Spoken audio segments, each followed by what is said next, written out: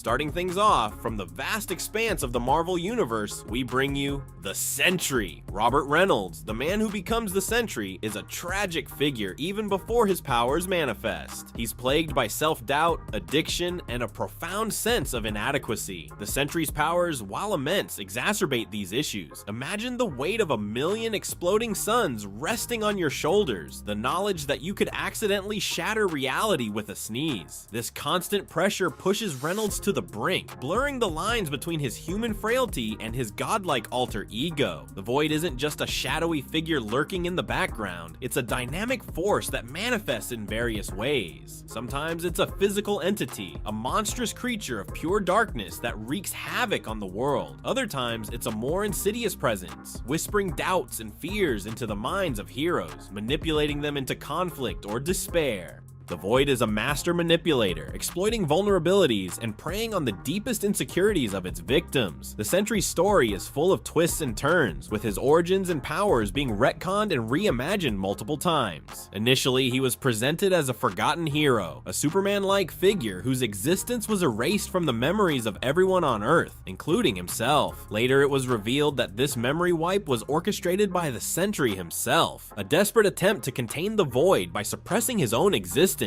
This constant shifting of reality adds another layer of complexity to the Sentry's character. Is he a hero, a villain, or a victim of his own unimaginable power? The answer, like the character himself, is constantly in flux. Despite the darkness that surrounds him, the Sentry has moments of true heroism and self-sacrifice. He stood against the most powerful beings in the Marvel Universe, from the cosmic entity known as the Beyonder to the mad titan Thanos. He even held his own against the Molecule Man, a being capable of warping reality itself. One particularly poignant moment occurs during the Siege storyline, where the Void takes complete control and lays waste to Asgard. In a desperate act of self-sacrifice, the Sentry pleads with Thor to kill him, ending the Void's reign of terror and saving countless lives. This act of heroism, born from a place of utter despair, showcases the Sentry's capacity for good, even in the face of overwhelming darkness. Now, let's plunge into the depths of the DC Universe and meet the king of the seven seas, Aquaman. Arthur Curry, the man who becomes Aquaman, is not just a superhero, he's a bridge between two worlds. Born to an Atlantean queen and a human lighthouse keeper, he embodies both the power of the oceans and the resilience of humanity. This dual heritage grants him unique abilities and perspectives, allowing him to navigate the complexities of both the surface world and the undersea kingdom. Aquaman's connection to the sea is his defining characteristic. He possesses superhuman strength, speed, and endurance, allowing him to thrive in the depths of the ocean. He can withstand immense pressure, swim at incredible speeds, and even breathe underwater. His senses are attuned to the ocean's currents and vibrations, making him a master of underwater navigation and combat. Aquaman's ability to communicate with marine life is not just a gimmick, it's a vital tool for diplomacy and understanding. He can forge alliances with powerful sea creatures, gain insights into the ocean's health, and even influence the behavior of aquatic ecosystems. This ability makes him a protector of the oceans and a champion for the creatures that call them home. Aquaman's iconic weapon, the Trident of Neptune, is not just a symbol of his authority, it's a conduit for his power. Forged by the Cyclops and imbued with the power of the sea god Poseidon, the Trident can control water, generate powerful blasts, and even manipulate the weather. It's a formidable weapon in Aquaman's arsenal, and a reminder of his connection to the divine. Aquaman is not just a warrior, he's a leader with a deep sense of responsibility. He understands the delicate balance between the surface world and the oceans, and he strives to protect both. He has faced off against villains who threatened the oceans, battled for the rights of his people, and even led the charge in uniting the seven seas against global threats. Aquaman has often been underestimated or mocked as a mere fish talker. However, his abilities and accomplishments speak for themselves. He is a powerful hero, a skilled diplomat, and a compassionate leader. His story reminds us that true strength lies not just in physical prowess, but also in understanding, communication, and a deep respect for the natural world. Prepare yourselves, mortals, for the fiery wrath of the Ghost Rider. The Ghost Rider isn't just a man with powers, he's the embodiment of vengeance itself. The spirit of vengeance is an ancient entity, a force of divine justice that predates even Mephisto. It seeks out individuals with a strong sense of justice and a burning need for retribution, bonding with them to create the Ghost Rider. This supernatural entity grants the host incredible power, but also consumes them with an insatiable thirst for vengeance. Johnny Blaze, the most well-known Ghost Rider, is a tragic figure. A stunt motorcycle rider who sold his soul to Mephisto to save his adoptive father, he became forever bound to the spirit of vengeance. This curse transformed him into a fiery skeletal being, forever tormented by the demon within and driven to punish the guilty. Imagine the internal struggle, the constant battle between his human desire for peace and the demonic urge to unleash hellfire on those who deserve it. The Ghost Rider's powers are truly terrifying. His body is enveloped in hellfire, granting him superhuman strength, durability, and the ability to project flames. He wields chains forged in the depths of hell, capable of binding and searing even the most powerful demons. And his motorcycle, a demonic steed that can defy gravity and traverse dimensions, is an extension of his own infernal power. Perhaps the Ghost Rider's most fearsome ability is the Penance Stare. This supernatural gaze forces its victims to experience the full weight of the pain and suffering they've inflicted on others. Imagine being confronted with the consequences of your every evil deed, the agony and despair you've caused amplified 1,000-fold. It's a psychological torment that can shatter even the most hardened criminal, leaving them a hollow shell of their former selves. The mantle of the Ghost Rider has been passed down through generations, with different individuals becoming hosts to the spirit of vengeance. Danny Ketch, a young man who stumbled upon the spirit while fleeing from criminals, became a Ghost Rider with a more heroic edge. Robbie Reyes, a young mechanic possessed by the spirit of his satanic serial killer uncle, brought a modern urban twist to the mythos. Each Ghost Rider brings their own unique experiences and struggles to the role, adding new layers to the legend of the spirit of vengeance. Now, let's step into the realm of mystical and meet Magik. Illyana Rasputin's journey is one of incredible resilience and inner strength. Imagine being ripped from your family at a young age and thrust into limbo, a demonic dimension ruled by the monstrous Belasco. This traumatic experience forced Illyana to grow up fast, to confront her fears and embrace her inner strength to survive. Belasco, recognizing her potential, trained her in the dark arts, twisting her innocence and shaping her into a weapon. Illyana's time in limbo wasn't just about learning spells and incantations. It was about forging her soul, her very essence, into a weapon of immense power. The Soul Sword, a manifestation of her own life force, is more than just a blade. It's a symbol of her resilience, her defiance against the darkness that tried to consume her. It can disrupt magic, slay demons, and even harm beings of pure energy. Magik's teleportation powers are unique. She doesn't just move through space. She creates stepping discs, portals that allow her to traverse vast distances and even hop between dimensions. This ability makes her a vital asset to the X-Men, allowing them to access places and realms that would be otherwise unreachable. Imagine the strategic advantage this offers, the ability to outmaneuver enemies, infiltrate secure locations, and escape from seemingly impossible situations. The years spent in limbo left a lasting mark on Illyana. A part of her, the Dark Child, embodies the darkness she was forced to embrace to survive. This darker aspect manifests as demonic features, horns, hooves, and a tail, and grants her increased magical power and a fierce, almost feral fighting style. The Dark Child is a constant reminder of her past trauma, a force she must constantly struggle to control. She's also a natural leader, her experiences in limbo forging her into a strategist and a warrior. And despite the darkness she's endured, she retains a deep empathy for others, especially those who have suffered trauma.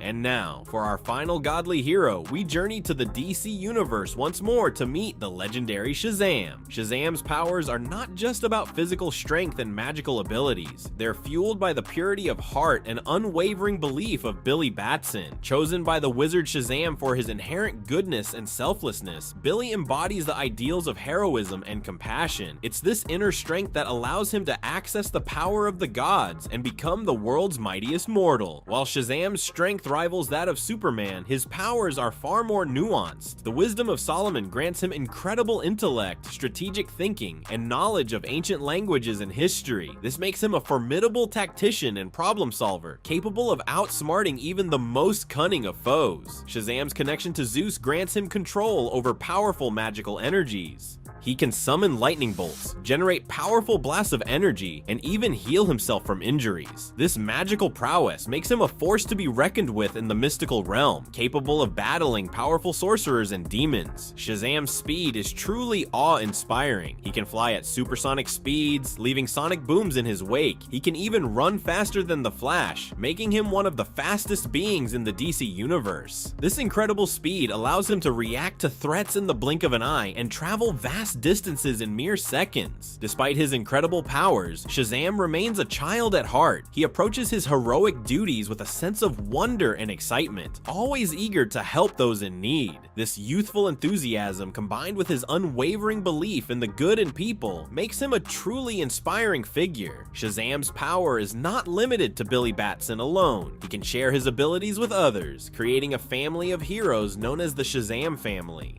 Mary Marvel, Freddie Freeman, and other worthy individuals have all shared in the power of Shazam, each bringing their own unique strengths and perspectives to the team. Shazam is more than just a superhero, he's a symbol of hope and inspiration. He represents the potential that lies within each of us, the ability to overcome adversity and become something truly extraordinary. He's a reminder that even a child can make a difference in the world, and that true heroism lies in the purity of one's heart and the willingness to fight for what's right. Kicking off the list at number 10, we have Iron Man. The Fear Itself storyline is a wild ride. The Serpent is after Earth and people are getting turned into statues. It is a absolute nightmare. Tony is fighting Mach in the streets of Paris and it's not looking good. So now we need another plan. What's plan B? Plan B was Tony getting permission from Odin himself, forge a weapon of his own on Nidavellir. Now Tony ends up making weapons for the entire team after sobering up. He was really slamming drinks down and then he prayed to Odin. You know, really going through it. And then in issue 7, Tony and the team now have an Asgardian makeover. Just walking, talking hammers of Thor, basically. Now they of course won, everything went back to normal, but Tony destroyed the weapons afterwards because, you know, you can't have those things lying around, obviously. Number 9, Star-Lord. Okay, we gotta go to film just for one point here because we can't leave this one out. At the end of Guardians of the Galaxy 1, Peter Quill, aka Star-Lord, was able to hold an Infinity Stone with his bare hands. He held the Power Stone. Now, this didn't go unnoticed. Even groups of beings in the past have tried to do that by sharing the power amongst all of them, and it never works. They end up going like, whoa, and they turn to skeletons. Now, his real father turned out to be a Celestial. He was a living planet. His name was Ego.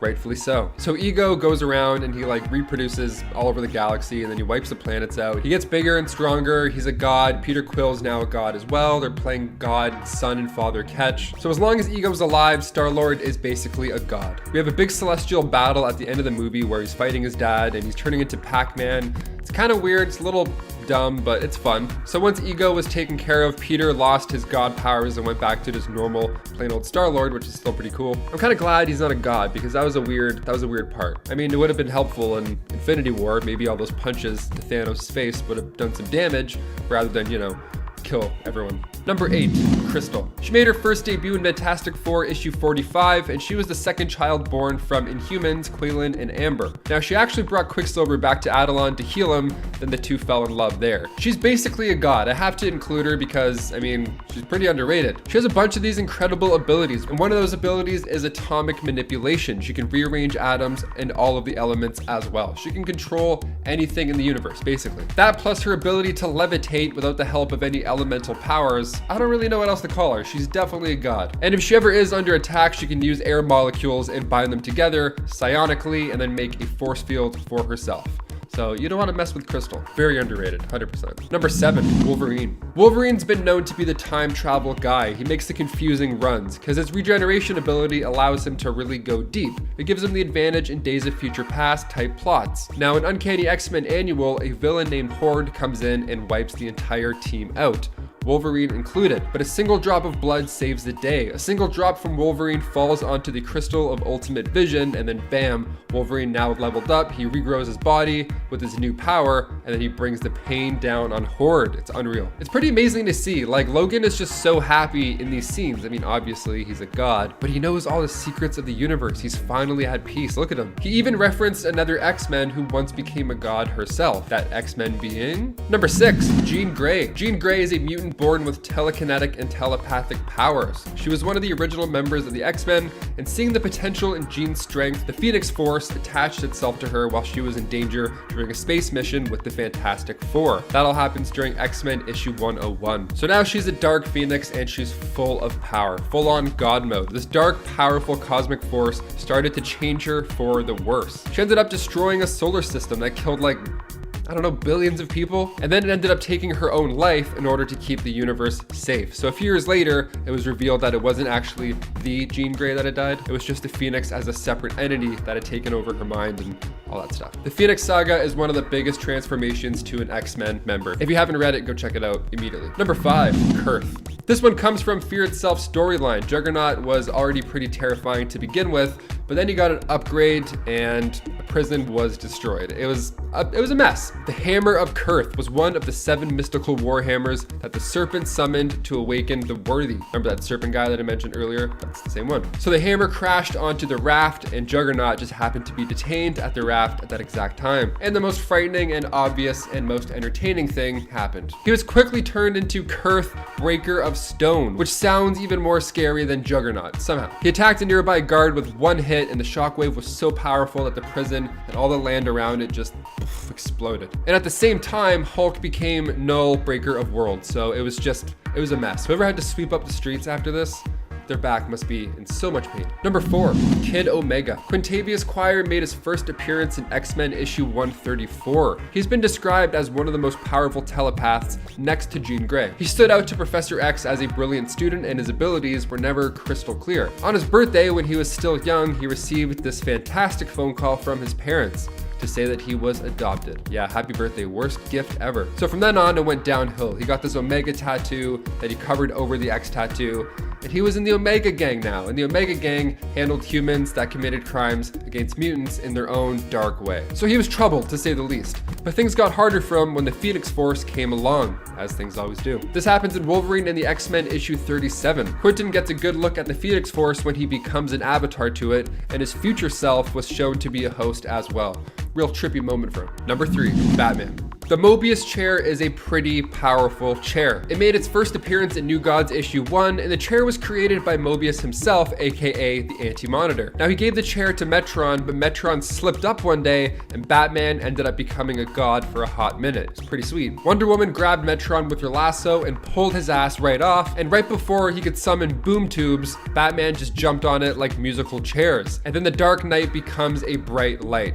He became the god of knowledge. Batman became the god of knowledge. What an upgrade that was. The whole team is fighting Darkseid, and Batman is just floating in this chair, figuring the universe out the entire time. Like, oh my god. He's searching the cosmos for answers, and it's honestly quite the spectacle to read. And as if things couldn't get better for him, add a power wing into the mix. Yeah, this guy was literally unstoppable. Number 2, Supergirl. Kara Zor-El was 15 years old when her cousin Kal-El was born. She was launched into space right before Krypton's demise and spent 2 decades orbiting Earth's sun while she remained in stasis. Now her pod eventually crashed down in Siberia, and these giant armed robots started to, try and fight her. Now when she fought back, she learned that she wasn't the same. She learned that she was a lot stronger than whatever the hell was around her. And then when Superman himself showed up, the two fought as she didn't really recognize the stranger or believe him about Krypton's, So right off the bat, she's got a lot of rage and confusion inside of her. Now this rage had a chance to come out and get even with the world when she became the Red Daughter of Krypton. This was an ultimate upgrade, definitely counting this as becoming a god. I mean, look at her, that's pretty cosmic and unstoppable. I don't really know what else to call her. And as crazy as it may sound, joining the Red Lanterns helped Kara get over her anger and isolation issues, and she gained emotional stability from it. Get over your depression in these easy steps, just become a god. 4 issues later in Red Lanterns 32, Guy Gardner kicked her out for her own safety. But for that bit of time, Kara was probably loving life. And finally, number 1, Wonder Woman. Now I know Wonder Woman is already basically a god, being the daughter of Zeus and all, but once she became a god of war in the New 52. Wonder Woman issue 23 and 24, we find Wonder Woman taking on the Firstborn, but it wasn't looking good for Diana. She needed help until she went god mode on everybody. Diana has to make the hard choice of driving a spear through Firstborn and Ares, so Ares gave Diana congratulations for being a mighty warrior, and Wonder Woman spared the Firstborn's life and took Ares to the River Styx. And then when Wonder Woman returned, the gods declared her the new god of war. Number 10, Black Widow. Alright, so granted, this is from a what if, so in terms of the main continuity, it doesn't really count, but after her apparent death in the MCU, you know I gotta throw my girl Natasha a bone. And besides, I'm always talking about her awful ultimate version on our list lately, so it's redemption time for Natasha. In What If Age of Ultron issue 3, Black Widow became a god after Thor fell. Many supers and dear friends had also fallen at this point, and so it was up to Natasha to try and wield the hammer of Thor. She had to battle her way to Mjolnir, but ended up successful in retrieving it, managing even to be deemed worthy enough to lift it, and transforming her into her own version of the Thunder God. She ended up defeating the great Midgard serpent Jormungand, and while others fell in the battle, we later found out that this version of Natasha from Earth 23223 actually managed to survive despite being thought dead at the end of the comic. Also, this is a cosplay that I need to do, so adding it to my list. Number 9. Captain America. In the events that led to Secret Wars, Black Panther realized another Earth in the sky, which apparently was destroyed. It was later discovered that this was a result of incursions created by a being known as the Great Destroyer, who was causing alternate Earths to collide. In an attempt to save both Earths, the main continuity Earth of 616 and Earth 1610, from colliding with one another, the Illuminati decided to give Captain America the Infinity Gauntlet. Cap, being the kind-hearted soul he is, did not let this power go to his head and could not bring himself to destroy the other Earth. Instead, he used the gauntlet to push the two Earths as far away from one another as he could muster. Unfortunately, this caused the Infinity Stones to shatter, taking Cap back from God mode to plain old super soldier mode in a matter of minutes. Also, it didn't work, so. Number 8. Jane Foster. While Jane Foster was often more resigned originally to being simply a love interest of Thor's, her character has grown immeasurably in the comics. After answering the call of Thor's hammer, she became both a superhero and god instantly. Wielding Thor's hammer seemed to grant her all of Thor's powers and abilities. To me, this kind of felt like a throwback to the days where the hammer seemed to be the source almost of Thor's power, back when he had his alter ego Donald Blake, who now is actually his own being separate from Thor. Figure that. But becoming the goddess of thunder was not actually the only time that Jane became godlike. Odin also once tested her by turning her into an Asgardian and giving her powers, though he quickly took this away from her after declaring she had failed the test due to the fact that she was confused as to, you know, why she had powers and like what's going on Asgard. Odin can be such a jerk. And then there was that time that Thor's other love, Sif, merged with Jane to save her life when she was deathly ill. So, she's been a god a few times. Number 7. Wolverine. Wolverine is actually one of the best people to give godlike powers to. I know, surprising. Because he is often quick to use them and then just lose them. When he found himself possessed by the Phoenix Force during a team up with Spidey, where they were both stuck being tossed about through time, he ended up actually being able to eventually kick the entity out of him. And then there is the time in Uncanny X-Men Annual Issue 11, where he accidentally bled onto the psychedelic crystal of ultimate vision as he was dying.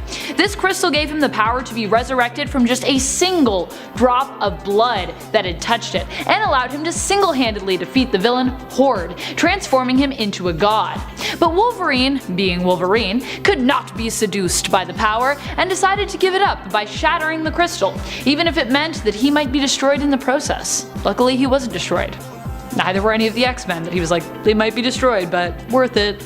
Number 6. Spider-Man. I know you guys have all been waiting for this one, because of our last thumbnail on the previous video.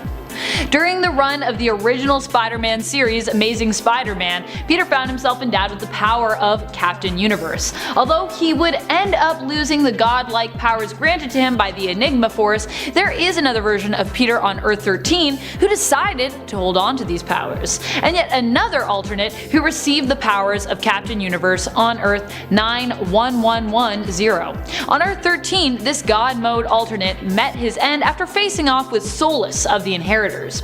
Despite being a god, his powers were attached to the life force, which energy vampires like the Inheritors feed off of. Solus, being as powerful as he was, managed to have a hearty enough appetite and be strong enough to devour the Enigma Force, killing Earth 13's Peter Parker. Sad. No more Cosmic Spider-Man. Bye! Number 5. Spawn. Spawn discovers that Armageddon is nigh, and that his ex-wife's children, Katie and Jake, are actually Satan and God respectively, incarnate. There is a being known to be even above them though, their mother, who actually gifted Satan and God with the earth to arrange as they saw fit. Basically, Satan and God are kind of just like cosmic children.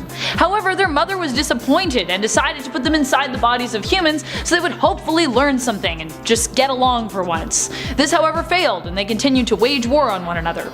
Spawn discovers that he may be the only one who can stop them, and sets out to prove himself worthy and eat some of the forbidden fruit, which will give him the strength that he needs. Presumably. He falls in battle after facing Judas, and the mother reveals that he has succeeded in the test and was meant to die in order to be resurrected, a la Jesus. Because apparently she was Jesus at one point. Anyways, she gives him the fruit, which grants him the powers of the mother, turning him into a god. He ends up using the power to defeat both Satan and God and recreate the earth. Kind of ultimate god mode. Number 4. Superman Prime. Superman Prime comes to us from the DC 1 Million series. This version of Kal-El ends up leaving Earth around the 21st century after everyone he loved has died. You'd think being an immortal being he would have just tried, make some new friends as his old ones were dying. But I guess he decided to not do that and just be a really lonely guy.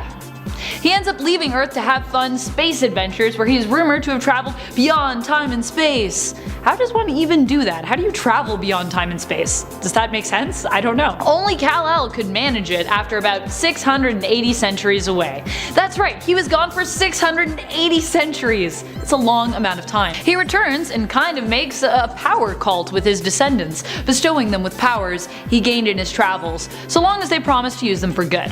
Then he returns to his Fortress of Solitude inside the sun, popping back out to help deal with Solaris, an evil artificial sun who Green Lantern began to destroy by causing it to begin to supernova.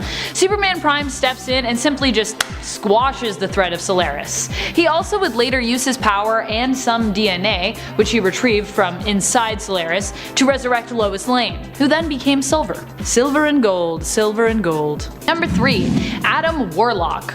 When the MCU turned to the comic book arc of the Infinity Gauntlet, we all thought for sure we'd be getting Adam Warlock, right? Whose existence in the MCU was teased at during one of the post-credit scenes for Guardians of the Galaxy Volume 2. Why? Well, because Adam Warlock understands these stones on a whole other level, and he was actually the one to wield the glove in the original story and put an end to the chaos, not Iron Man. Sorry, Stark fans, sorry about that. Beyond that, in an alternate reality, Warlock also became the new living tribunal, transforming him into a god that stands for justice on a universal scale. Basically, if you're a cosmic superhero, you're definitely gonna have some godlike abilities at some point. Number 2. Franklin Richards. Franklin Richards is probably one of the strongest mutants on the planet. He is the son of Sue Storm and Reed Richards, and I feel like constantly steals the limelight from his sister Valeria when it comes to how OP he is considered within the comics. Well, I'm sure he didn't instantly have powers when he was born, as most mutants do not actually seem to gain their powers until they hit puberty. He definitely was an early developer. This is a child who had to have his mind shut down as a baby by his dad, Mr. Fantastic, as apparently Franklin was revealed to be already too strong and dangerous when he was kidnapped and put in a device that would, granted, unlock the full potential of his psionic abilities. So, okay, maybe sure, but still, he was a baby. Franklin as a young boy also created a pocket universe after Onslaught killed his parents, which he kept inside a blue rubber ball, effectively saving his mom and dad and everyone else Onslaught had killed. Oh, and he and Galactus also end up becoming BFFs. Godlike beings gotta stick together, right? Know you're like a god if you're friends with Galactus. That's what I think. Number 1. Dr. Manhattan. John was sort of already granted godlike abilities as soon as he became the victim of an accident involving a radioactive particle test. It would take him a while, of course, to reform and come to this conclusion. But although this story is therefore more about John Osterman becoming a god, Dr. Manhattan really wasn't fully aware of how godlike his mind was becoming initially.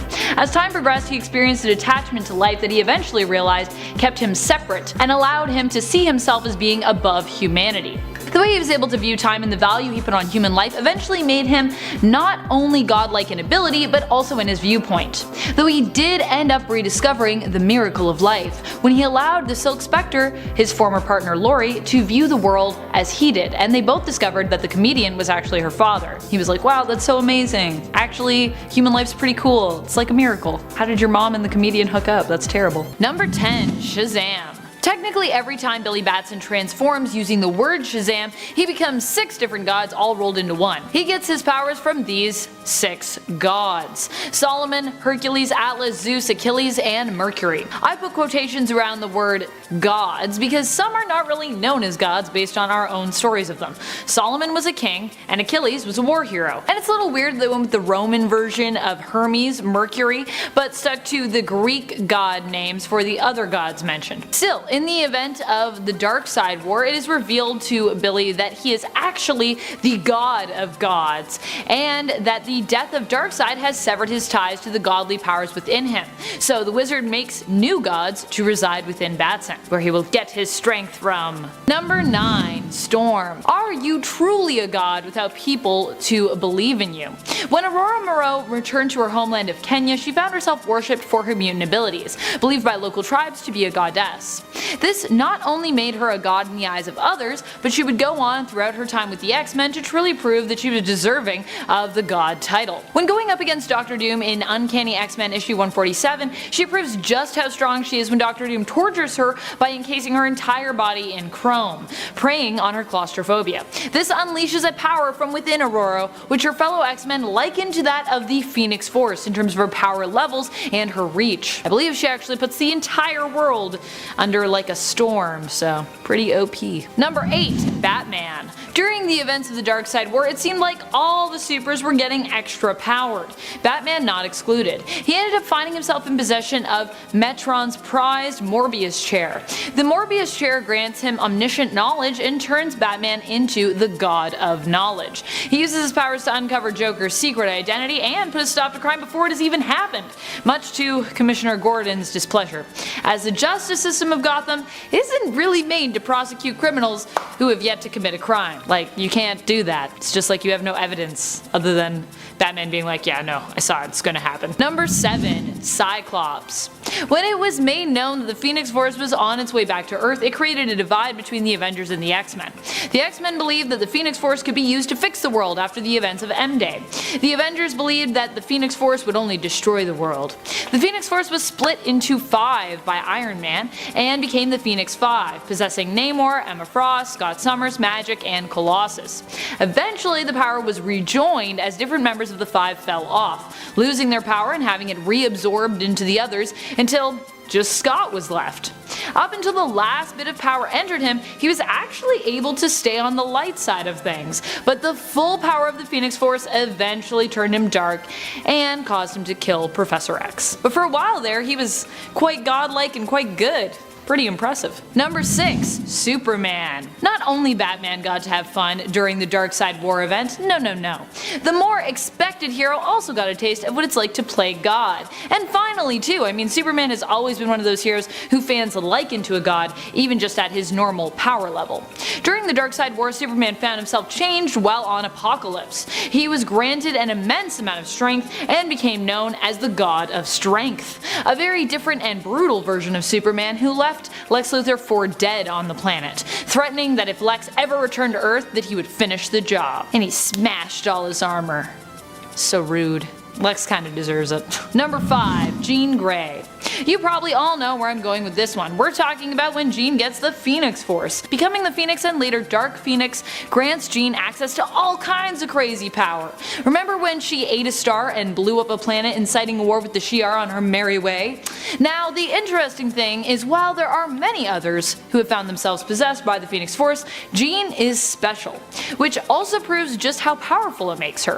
While many characters have died and been resurrected in the comics, Jean even stands out in that regard. Some believe this is due to her connection to the Phoenix Force, which sees Jean as its one true avatar. The Phoenix Force demonstrates its power in every way in which it can save her. It is even willing and capable of punching a hole through space-time to save Jean through displacing her if it has to. Just move her over there for now. Come back to her later. Number 4. The Flash. That's right, we're going back to the Darkseid War. Darkseid was killed by the Flash during this event, who had merged with the Black Racer. As a result, the Flash finds himself feuding with the Black Racer, whom he has possessed, becoming the new God of Death, involuntarily. He tries to defeat Death in his own comic, exploring this transformation. Darkseid War Flash. Here we see him try to actually outrun Death and defeat him by killing the Black Racer, with his own scythe no less. But ultimately, Barry Allen realizes that you cannot fight the inevitable and accepts Death, giving in and merging with the Black Racer and becoming the new God of Death. Number 3. Scarlet Witch. Wanda Maximoff has always kind of had the capacity to act as a god, as her chaos magic abilities allow her to alter and warp reality any way she sees fit. But we didn't really get to see her play god until the events of House of M, where she altered all of reality to make an almost perfect world in terms of hers and others' liking. After her illusion was shattered and her brother was killed, Wanda suffered a psychotic break, which sent her into full-on god mode, and caused her to go one step farther than the previous delusional fantasy world she had previously created. She removed 99% of mutant population's powers with the words "No more mutants." Later on, she would use her power once more to defeat the Phoenix Force. Although Scarlet Witch doesn't often flex these powers, when she does decide to go god mode, she is a force to be reckoned with. She may not be as godlike in the MCU, but she did manage to hold off Thanos, who is basically a god, with a single hand. So, that's something. Maybe one day MCU Scarlet Witch will also be a god. Who knows? Number 2. Hal Jordan. Hal Jordan had become possessed by the fear-feeding parasite Parallax, which caused him to become evil and power-hungry after the destruction of his home, Coast City. He killed a bunch of Green Lanterns during the pursuit of power, venturing to the home base of the Green Lantern Corps and absorbing their power battery. Hal went by the name Parallax and believed all the death would be worth it, as he planned to use his now omnipotent powers to fix the universe. Other superheroes banded together to stop him in the events of Zero Hour, but failed. However, Hal would later attempt to atone for the damage and death he had wrought by sacrificing himself to power Earth's dying sun. He would eventually become a normal human again, but not before he spent some time as the equally omnipotent cosmic hero, the Spectre, where he also had god powers. It's pretty godlike though, the Spectre. Number 1. Mr. Fantastic. As the incursion came to a boiling point, without seeing any way of avoiding the inevitable, Reed Richards gathered together as many heroes as he could and deployed life rafts with them inside, to protect them from the ultimate destruction of both universes as they collided. During the collision, it fell to Dr. Doom to try and save both universes. He became a God Emperor Doom, taking on the power of the Beyonders and creating a patchwork world built from the remnants of both Earth 616 and Earth 1610.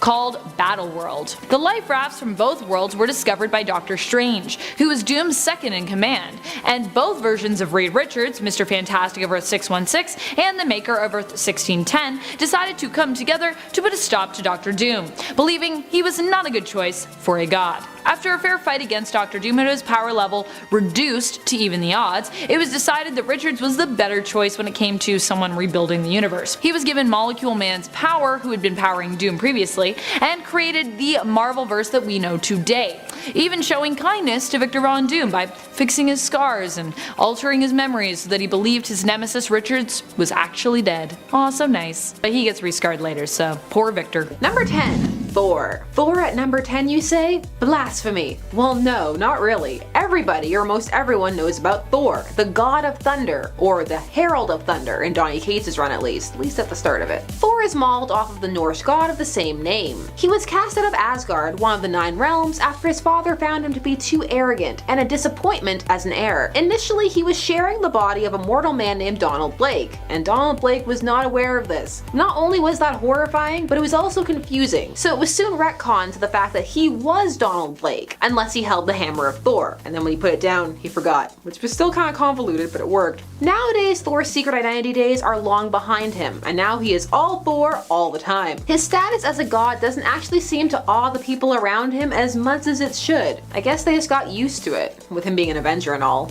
He's just everywhere. They've been there and seen that. Number 9, Hercules. Hercules is a fairly prominent member of the Marvel Universe as well, but he doesn't get the same amount of attention. Definitely not on the same level as Thor. Hercules debuted back in the Silver Age of Marvel, or their Renaissance, because it wasn't even Marvel before the Silver Age. It was Timely, before that was Atlas. Hercules got his start teaming up with Thor as his rival and eventually as his friend, but also still as his rival, like an anime. For some reason, the Grecian angle didn't really take as well as the Norse one. And while Hercules has his fans, he's certainly not as well known as some of the other characters out there. Although the importance of Simonson's run on Thor and how that defined him cannot be understated here. If you get a writer like, say, how Chris Claremont revolutionized the X-Men, you can suddenly get a whole new placement within the comic book universe. Number 8, Wonder Girl. Cassandra Sandsmark. Yes, if you're a demigod, you get to be on this list too. While Marvel's Hercules enjoys full godhood status, Zeus over in the DC universe is still doing what he loves, seducing mortal ladies, though hopefully he's not doing it in the form of a swan anymore. Creepy. Cassandra is the daughter of Zeus and an archaeologist named Dr. Helena Sandsmark, who is also a friend of Diana, aka Wonder Woman. So at first they play it off like Diana is giving Cassie items that grant her powers and is taking her under her wing, before it is later revealed that no, she is actually a daughter of Zeus.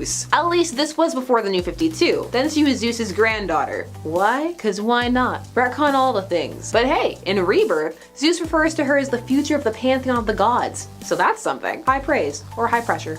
You decide. Number 7, Storm. Now Storm is interesting on this list for the fact that she isn't actually a god, but her people thought she was. When her amazing mutant abilities manifested, that being the ability to control the weather, it appeared to the people of her village that she was a goddess. She could stop droughts, create plenty, and turn the tides in their favor. It's an understandable assumption, to be honest. Still, Xavier came and burst that bubble hard, and then took her away to harness her powers to a greater degree, and also in a more targeted manner. Though she was doing pretty well figuring it out on her own, to be honest. Practice makes perfect, and compared to an average mere mortal, her powers do seem pretty godlike. Number 6, Snowbird. Snowbird first appeared in Uncanny X-Men number 120 back in 1979, and was actually a fan character for writer John Byrne, her creator. He was just waiting for a chance, essentially, an opportunity to write her, and with Alpha Flight, he got it. Snowbird is again a demigod, this time with a human father and a goddess mother, Nelvina, an Inuit goddess of the north. This wasn't exactly a romance though. Like, her father's experiences in the spirit realm drove him insane. It was much more of a you produce offspring now. Narya was bound by a shaman to the Earth realm, where he attempted to raise her and give her some semblance of normalcy. But she grew rapidly and soon developed powers. Lots and lots of powers, such as being able to transform into any animal, well, any natively Canadian animal, so you know, caveats. She would end up on the Canadian superhero team Alpha Flight, but it was a pretty big conflict since she had been born to battle the forces of the tundra, so she had to kind of divide her attentions and eventually gave up her secret identity. Snowbird has many abilities aside from metamorphosis, and that includes healing. Again, people here know her origins, but they're pretty mad about it. She was born in the spirit realm. That's worth at least a conversation over coffee. Number 5, Orion. Orion is a member of Jack Kirby's New Gods universe. He is the son of Darkseid, traded with the High Father as a bid for peace between Apocalypse and New Genesis. Orion grew up in the paradise that was New Genesis, and was taught to focus his inherent anger, and he came to really appreciate the upbringing he had been given. However, his ancestry led him towards being their planet's most skilled warrior. He was aggressive and more ready for a fight than the other residents of New Genesis. Orion has been a member of the Justice League and helped them deal with Darkseid, his father. The new gods get their godhood more from their names than anything else. They are slightly more powerful than most mortal humans, but they are also still below some of the Earth's forces. Darkseid is pretty terrifying though, and just the application of the Judeo-Christian Darkseid is when referring to him,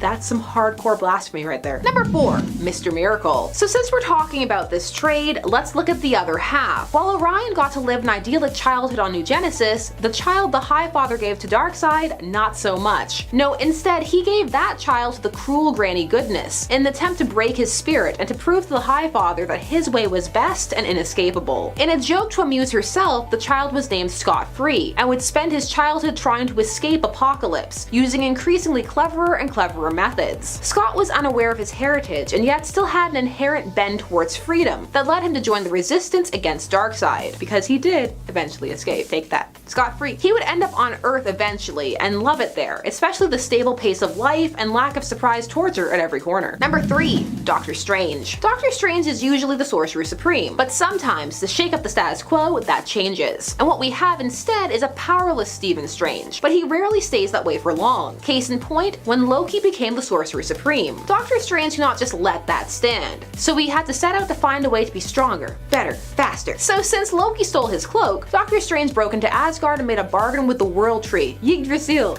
Hard to say. World Tree. The amount of magic that this Tree of Life granted him was so great, it turned him into a living god of magic. But since he really just wanted his life back, he was able to give up that godhood for his title, regular powers, and of course, his cloak. Number 2, Dr. Manhattan. Dr. Manhattan is transformed into the Watchmen universe's only superpowered being. This transformation is due to a tragic accident that results in his body being completely obliterated, disintegrated. But John Osterman came back. He came back changed though. He rebuilt himself molecule by molecule. He is no longer a man in the traditional sense, but a being of energy, a god. He exists now outside of time, or rather in all time periods simultaneously. Because of this, he began to get more and more disconnected from life and other people. He would eventually leave his universe to create one of his own. This would later be retconned to it being in the DCU, or at least the New 52. There are many feelings about this. Mine are salty, but what are yours? I mean, I'm not as salty as the authors of the 3 Jokers, who had to wait over an extra year to publish their comic because it had to wait till after this Watchmen DC crossover before it could come out, and there were art delays. Many art delays. Yikes. And in at number 1, we have God Doom. During the Secret Wars event of the 2010s, not of the 80s, the Marvel Universe essentially collapsed, and it was remade by one man, keeping it all together, a world of merges and warps. And in this universe, he also stole Reed's family. This man was Doom, or God Doom as he was known in this arc. Doom stole the Beyonder's power in order to save all creation, so he was being good at the time. This is why he gets to be on a superhero list. Doom does what he wants when he wants though. Doom was the god of this world, but ultimately he is still Doom. So Reed and his evil alternate the Maker managed to find a way to approach him and restore the universe. What this really was a way to wrap up the 1610 universe, aka the Ultimate Universe, which had at this point run its course. That universe started in 2000 and ended in 2015. Basically, they wanted to save the characters that they liked and shut down the rest, but in a way that if for some reason they needed to have them back in the future, they could. Basically, have your cake and eat it too. We want Miles Morales and the Maker, and that's pretty much it. Starting us off in at number 10,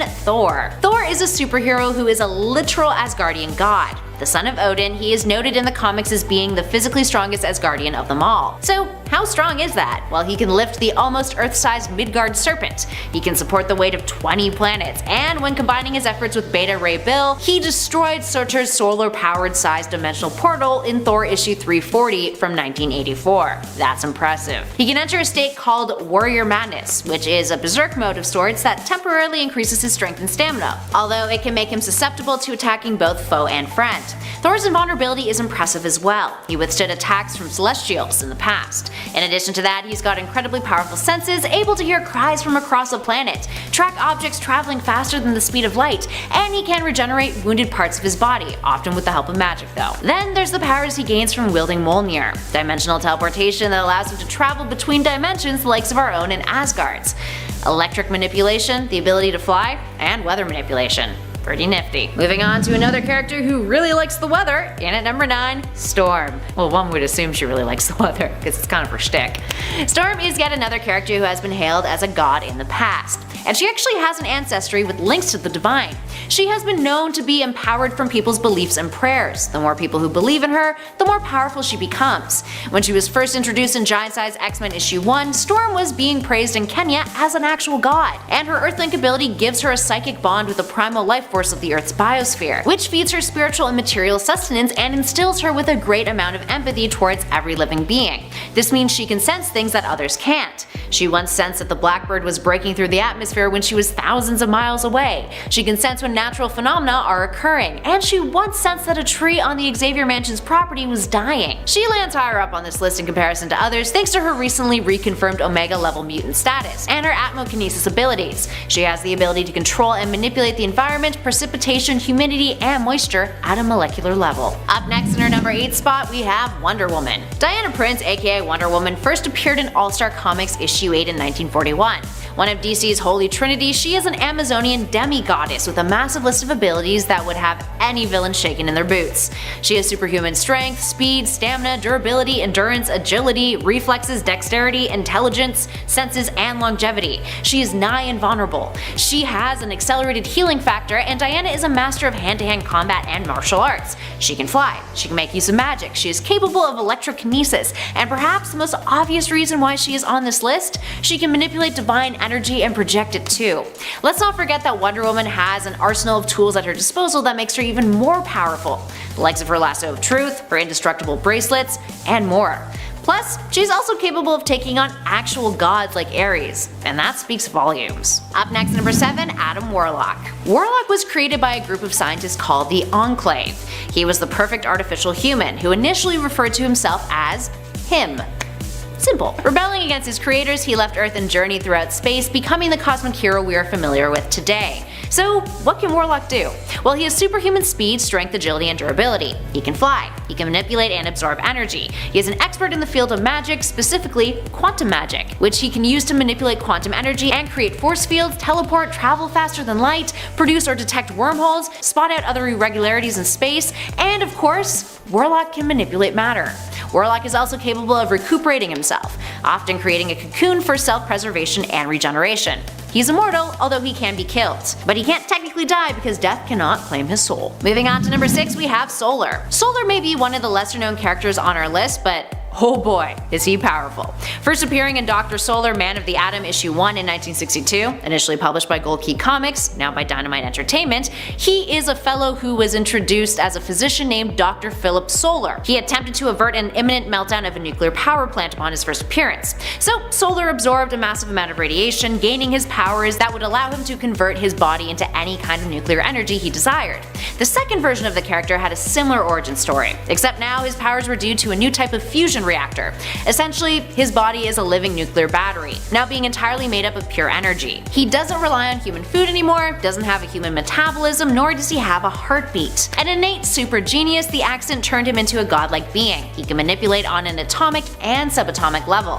He's invulnerable, he's immortal, and he can manipulate energy in all of its forms, and generate it, converting it into energy blasts and projectiles. Coming in number 5, Silver Surfer. The Silver Surfer is arguably one of the more overpowered superheroes in Marvel's roster. Initially the Herald of Galactus, who endowed him with the power cosmic, Silver Surfer uses that power cosmic to pull off some pretty impressive moves. These abilities include superhuman strength and durability, flight, traveling at a speed that exceeds the speed of light, manipulating energy and matter, time traveling, telekinesis and telepathy via parsecs of distances. He's intangible, he can turn invisible, can create a star or a black hole, can create pocket universes, cast illusions, phase through things, and of course, he has cosmic senses. All in all, that's a pretty godly skill set to have. Moving on to number 4, we have the Sentry. The Sentry is Robert Reynolds, a man who one day woke up and remembered that he used to be a superhero. As absurd as that sounds, it was the beginning of a story of a hero who had been such a threat to the greater good that he himself had helped wipe the memory of his existence from the minds of everyone all over the globe, including himself. Sentry is like a majorly upgraded Marvel version of Superman. He is capable of molecular manipulation, which all of his powers are based within, which is the basis of all of his powers. It allows him to have complete invulnerability, flight, light and darkness manipulation, superhuman strength, speed, stamina, a regenerative healing factor, enhanced senses, matter manipulation, energy absorption and projection, immortality, reality warping, life creation, empathy and emotion manipulation, death touch, whatever that is, probably touch people and kill them, shapeshifting, mind control resistance, and more. The downside, and the reason why he was wiped from everyone's memories though, he has an evil alter ego within him called the Void, who proved to threaten all of existence with his malevolent ways. Up next, number 3, Molecule Man. Molecule Man, aka Owen Reese, is a Marvel character who first appeared in issue 20 of Fantastic Four in 1963, created by Stan Lee and Jack Kirby. He debuted as a villain, but eventually became a reformed hero. His allegiances weren't the only thing that changed over the years. His powers got a major upgrade too. Initially, he was capable of mentally manipulating molecules, which allowed him to create force fields, energy beams, and hyperspace portals. The upgrade? Well, Reese can now warp reality itself on a multiversal scale.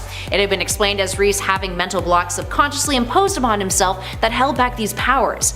He is a multiversal composite entity, a single creature that manifests fractions of its entire being in each universe found within the Marvel multiverse. Coming in at number 2, Franklin Richards. Franklin Richards, the son of Sue Storm and Reed Richards, first appeared in Marvel's Pages in Fantastic Four Annual Issue 6 in 1968. And he has a ridiculous amount of power. He can manipulate matter and energy. He can project energy. He has psionic abilities that include telekinesis, telepathy, astral projection, and precognition. He can teleport. He can create a pocket universe, one that can even replicate the entire 616 universe, which he did subconsciously, might I add. And he is immortal. Of course. He's a mutant who can warp reality, considered an Omega level mutant might I add, and even Celestials think his power is on par with themselves. The reason he doesn't rank in the number 1 spot on our list though is because his power limits are still undefined, and he is still very much honing said powers. He is quite young after all. And finally, in at number 1, Dr. Manhattan. Dr. Manhattan from Watchmen, aka Jonathan Osterman, or at least that's who he was prior, is a being with subatomic perception and control, with an unlimited manipulation of matter and his own body. He is nigh omnipotent. He is entirely invulnerable to all harm, capable of reconstructing his body even when disintegrated in a matter of seconds. He can create life. He is unable to be exhausted, and he is clairvoyant. In the Watchmen universe, not looking at the seemingly ceaseless Doomsday Clock storyline here might I add, Manhattan is the only character who possesses actual superpowers. Human beings in the story literally view him as a god. His perception of time allows him to see his past, present, and future simultaneously, and he is arguably in the purest sense the most godlike figure outside of a cosmic entity in modern day comics. Just look at him. Number 10, Iron God. So what does Beyond Omega mean in regards to this list? Well, Omega is typically a term reserved for Marvel's mutants, and it's used to classify the awesome level of their powers. To be Omega in a mutant sense means that you are basically the most powerful mutant within that specific power set and type. Here, we're kind of using that term more to discuss just some of the most unstoppable god tier level heroes and beyond who could do just about anything. Like Tony Stark, surprisingly. That's right, even Tony Stark got a god tier power up when he became Iron God. Who is Iron God? It's basically Iron Man imbued with the power cosmic. Using his newfound power, Tony, who is also struggling with his longtime god complex, decided to use his newfound power to make all of NYC as smart as he was. Except for Reed Richards, who believed he was actually made somewhat less intelligent due to this change. Typical Reed. He's like, not me though. Tony, I'm definitely smarter than you, so this didn't help me. Number 9, Sentry. Sentry is the greatest hero that Earth forgot. In the Marvel universe, he is basically like DC's Superman, but quite a bit more messed up when it comes to his origins and at times his approach to fighting baddies. In fact, Sentry himself isn't just one of Earth's greatest and most powerful heroes, he's also one of its worst villains, as residing within him is also the persona of the Void. The Void is the reason the whole world basically had to forget that Bob Reynolds was the hero known as the Sentry. In forgetting who the Sentry was, he disappeared, and with him so did his alter ego, the most villainous and deadly Void. Sentry managed to rip Ares in half, he's so powerful and violent. In fact, he ripped a lot of people in half. That's kind of his thing. Although he did also suffer some payback when Null, during the King in Black event, killed him by ripping him in half in kind. what can I say? Karma comes for us all in the end. And friends, before we move on to this next spot, if you are loving this list and you want more lists like it where we talk about some of the most powerful of the most powerful, be sure to let us know by giving this video a thumbs up. Number 8, Cersei. Cersei is literally one of the most underutilized characters when it comes to Marvel in my mind. Overall, I kinda just think the Eternals deserve some more hype. I mean, Kieran Gillen is doing a fantastic job of hyping them currently, but there were a few years there where they were just dead. Literally, they were dead. Cersei as an Eternal has powers that allow her to not only control every atom of her body, but also allow her to control all matter around her as well. And she's also quite charming, a dangerous combination. At one point she uses her powers to completely disable Iron Man in the current Eternal series while having lunch with Tony Stark. And guess what? Iron Man remains powerless to stop her. It probably helps that he feels safe enough around Cersei to not need to have his guard up when he's going to lunch with her, but still, the effortlessness demonstrated by Cersei here is impressive. While Cersei struggled in the MCU to defeat Tiamat alone, even there her powers proved to be essential to ultimately winning the day, with the help of course of her connection and the other Eternals' connection to the Unimind. The Unimind fixes all I don't got enough power problems. At least I think Cersei and Tony Stark were having lunch in that Eternals issue, by the way. That's Eternals issue number 5, by the way, if you're looking for it. It's lunch or it's brunch. Maybe it's brunch. Does seem like a very Cersei meal to have. Number 7, The Flash. Barry Allen's The Flash was literally so powerful that he was able to alter the entirety of reality when he went back in time to save his mother.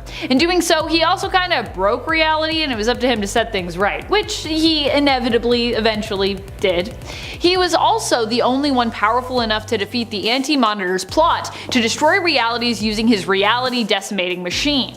But he seemingly had to give up his life in the process. And unfortunately, this didn't defeat Anti-Monitor in the long run, but he did destroy the machine, and that was pretty challenging in and of itself. Wally West, on the other hand, who is our current Flash, doesn't really have any flashy, pardon my pun, stories quite like those. But this is mainly because Wally's Flash actually tries not to do things that would mess up the timeline in the first place. Sorry, Barry.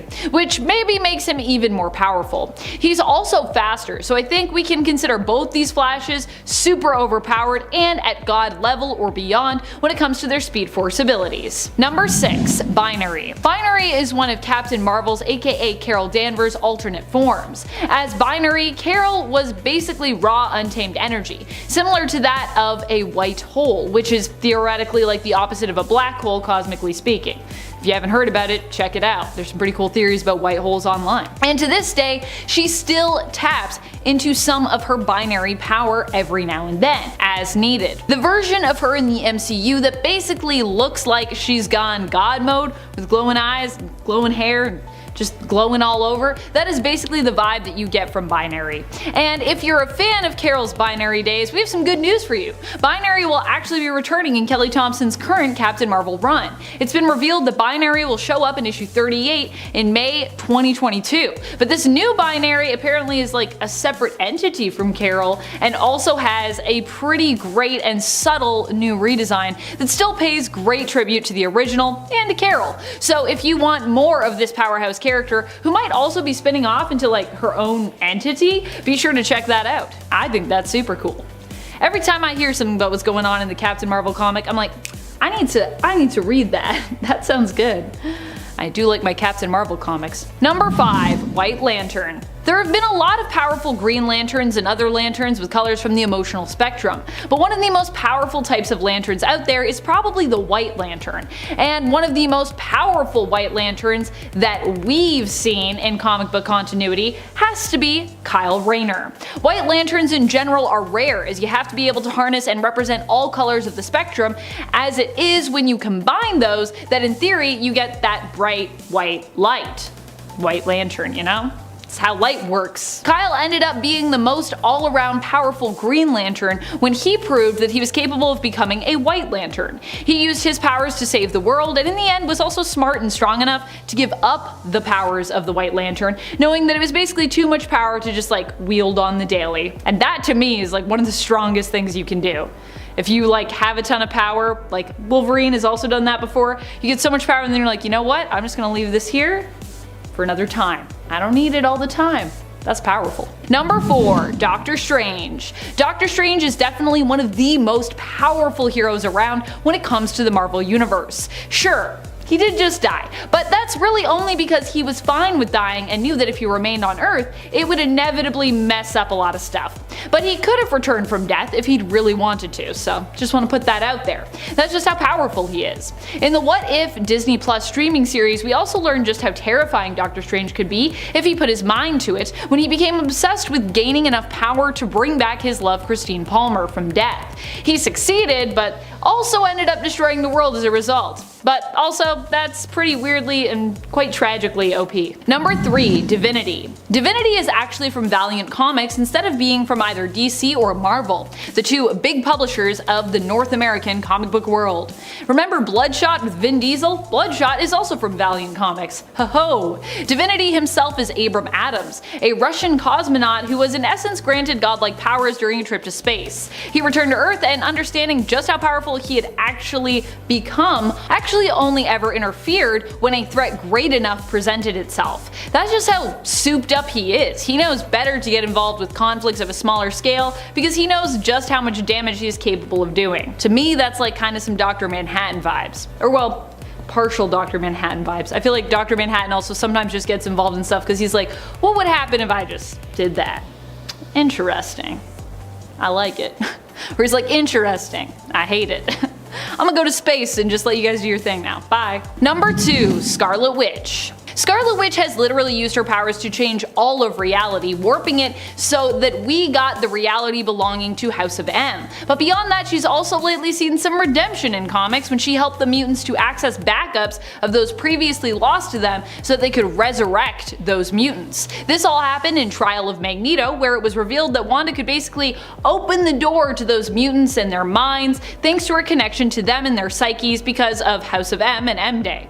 She goes through a little waiting room and she's like, here's everyone. Sweet. Hard for her to get there though because she's got a lot of trauma. Which I think is not only a super cool idea and super cool story, but it also makes Wanda pretty important and powerful overall. Considering without her, we actually wouldn't get to have all the mutants that we lost prior to mind backups being a thing with Cerebro. Because we didn't have backups. We were like, we don't got those. They're not on file. These people are lost forever. But only because we have Wanda do we get those back. Pretty sweet. Number 1, Wonder Woman. Wonder Woman is literally just coming off of being an all-powerful, all-seeing god pre-future state, where she got a glimpse into a version of the future. Enter future state.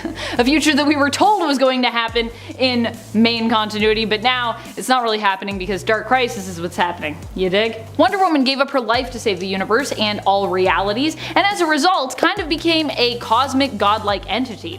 Of course, that was only for a time in her life, or I guess her afterlife. She's now back to the living world and will be returning to her regular but super powerful superhero self. Or she might possibly be the Amazon to die in Trial of the Amazons, where one important Amazon will be lost to us, although it seems more likely that she'll just be dying as part of Dark Crisis, because that's also supposed to happen. Otherwise, it might be one too many deaths for Diana to have happened so recently. I feel like 3 deaths in recent comics maybe is a little much. 2 deaths, however, 2 deaths where one of them you became like an all-powerful like god-like being, that I can take. I'll accept that. I guess she didn't really die, she just kind of like transcended, but it's kind of a form of death.